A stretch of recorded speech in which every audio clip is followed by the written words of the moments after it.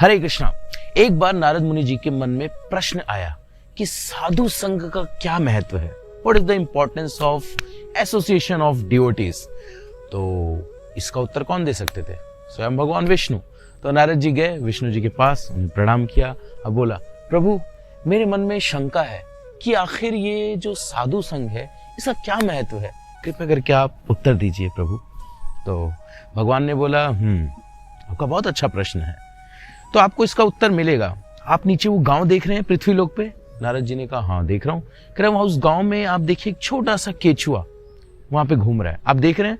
तो नारद जी ने बोला, हाँ देख रहा हूं मैं। कह रहे आप ये प्रश्न जाकर उससे पूछिए। नारद जी ने बोला, उससे पूछे? ठीक है, जैसे प्रभु की आज्ञा। नारद जी पहुंचे वहां पे जो वर्म था, जो केचुआ, उससे पूछा कि ये साधु संघ का क्या महत्व है। केचुआ ने ऐसे मुंडी उठाई, रोल हुआ और शरीर त्याग दिया। और नारद जी डर गए, ये क्या हुआ? वापस विष्णु जी के पास आए। विष्णु जी के पास आए, प्रभु मैंने उससे प्रश्न पूछा लेकिन उसने अपना शरीर त्याग दिया। प्रभु ये क्या हुआ? मुझे कुछ समझ नहीं आया प्रभु, कृपया करके आप उत्तर दीजिए प्रभु। तो भगवान ने कहा कि तुम्हें उत्तर मिलेगा। वहां पे वो गौशाला दिख रही है तुम्हें पृथ्वी लोक पे? हाँ दिख रही है प्रभु। वहां पे देखो अभी अभी एक बछड़े ने जन्म लिया है।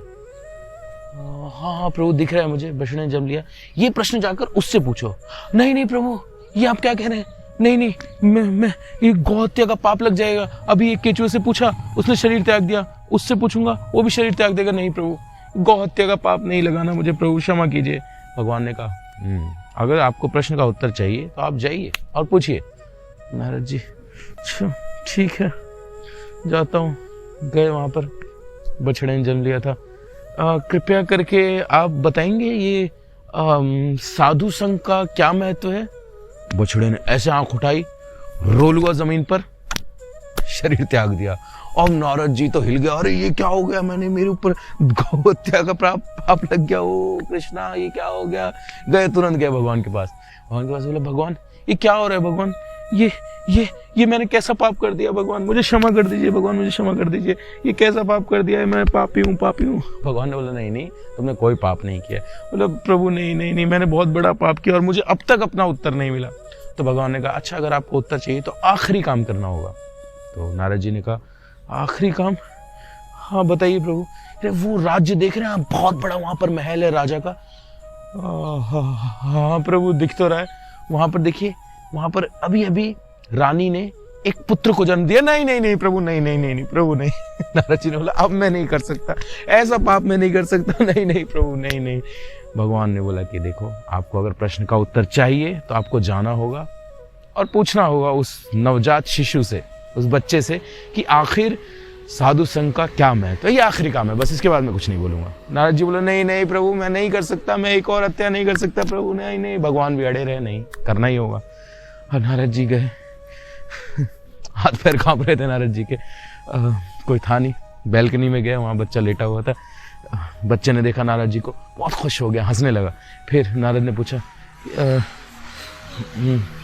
क्या ये साधु संघ का क्या महत्व है? तो बच्चे ने ऐसे आंख उठाई, नारद जी डर गए, नहीं! और बच्चा बोलने लगा, नवजात शिशु बोलने लगा, अरे प्रभु उत्तर तो आपने स्वयं दे दिया है। मैं जब एक केचुआ था तो मुझे आपका संग प्राप्त हुआ और तुरंत मुझे गौवंश में जन्म मिला, और फिर से मुझे आपका संग मिला, फिर से तुरंत मैं देखिए कहां आ गया, एक केचुए से मैं एक राजा के घर पे आ गया, मैं राजकुमार बन गया। और इसमें कोई शंका नहीं है प्रभु कि अब जब मैं शरीर छोड़ूंगा तो मुझे भगवान के लोक की प्राप्ति होगी। अब जब नारद जी ने ये सुना तब उनको उनका उत्तर मिल गया कि साधु संघ का क्या महत्व है। तो ये है साधु संघ का महत्व।